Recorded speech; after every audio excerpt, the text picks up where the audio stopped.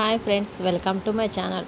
Upcoming ప్రోమోలో అయితే మహాలక్ష్మి పెద్ది వాళ్ళందరూ కలిసి మాట్లాడుకుంటుంటే వాళ్ళ దగ్గరికి వచ్చి పెద్ది గుడిలో పంతులు గారు చెప్పినట్టుగా నేను కావడి మోసి పూజ చేస్తానని అంటూ ఉండేసరికి అప్పుడు మాధవ్ మాత్రం వద్దమ్మా, నీకు నేను గుడిలోనే చెప్పాను కదా, మా కోసం నువ్వు అంతలా బాధపడవద్దు, అలాంటి ప్రయత్నాలు కూడా ఏమీ చేయవద్దని చెప్పాను కదా అని నేనే ఏదో ఒక విధంగా ప్రయత్నిస్తానులేమ్మా అని చెప్తూ ఉండేసరికి మహాలక్ష్మి అక్కడి నుంచి ఏమీ మాట్లాడకుండా వెళ్ళిపోయి ఒక చోట నిలబడి ఆలోచిస్తూ ఉంటుంది. అప్పుడు మాధవ్ కూడా మహాలక్ష్మి వెనకాలే మహాలక్ష్మి దగ్గరికి వెళ్ళి, అమ్మ మహాలక్ష్మి, నిన్ను వద్దన్నానని నువ్వు మరోలా అనుకోవద్దమ్మా, ఎందుకంటే ఆ పూజ ఈ ఇంటి కోడలు మాత్రమే చేయాలని పంతులు గారు చెప్పారు.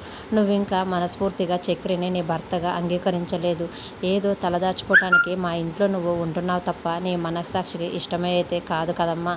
అలాంటప్పుడు నువ్వు మా అందరి కోసం ఆ పూజ చేసి నీకు చేతులు కాల్చుకుంటే మేము ఎలా చూడగలుగుతావమ్మా, అందుకనే వద్దని చెప్తున్నానని చెప్పి పెద్ది మహాలక్ష్మితో అంటూ ఉండేసరికి పెద్ది మాటలకి మహాలక్ష్మి ఏమి మాట్లాడకుండా మౌనంగా ఉండిపోతుంది. తర్వాత మహాలక్ష్మి అమ్మవారి గుడికి వచ్చి గుడిలో గంట కొట్టి, ఏంటమ్మా, నేను నీకు పెద్ది కోసం ఈ పూజ చేయాలని అనుకుంటున్నాను, కానీ పెద్ది మాత్రం ఈ ఇంటి కోడలైతేనే చెయ్యాలని చెప్తున్నారు. పైగా నేను బంధాల కోసం బంధుత్వాల కోసం ఆలోచించడం లేదు, పెద్ది కోసం ఎలాగైనా ఈ పూజ చేయాలని అనుకుంటున్నాను, కానీ పెద్ది మాత్రం చక్రిని భర్తగా అంగీకరించి తన భార్య స్థానంలో నేనుండి తన ఇంటి కోడల స్థానంలో నేను ఉంటేనే ఈ పూజ చేయాలని అంటున్నారు. నేను చక్రితో బంధాన్ని అంగీకరించలేను, కాకపోతే పెద్ది కోసం మాత్రం ఈ పూజ చేయాలని అనుకుంటున్నానని మహాలక్ష్మి తన బాధనంతా కూడా అమ్మవారి ముందు చెప్పుకుంటూ ఉంటుంది. మరోవైపు అందరూ కూడా పంచాయతీ దగ్గరికి వస్తారు. అక్కడికి వచ్చిన తర్వాత పంతులు గారు నారాయణ కుటుంబం నుంచి ఎవరు కూడా పూజ చేయడానికి రావటం లేదా అని అందరి ముందు అడుగుతూ ఉండేసరికి అప్పుడు వెంటనే తాయారు, ఇంకా ఎవరు వస్తారండి,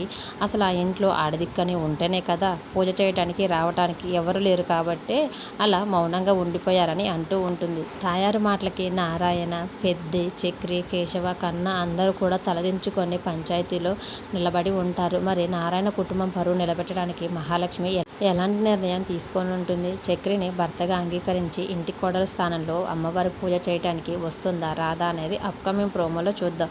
వీడియో నచ్చితే ప్లీజ్ లైక్ చేసి మన ఛానల్ని సబ్స్క్రైబ్ చేసుకోండి. Thank you for watching.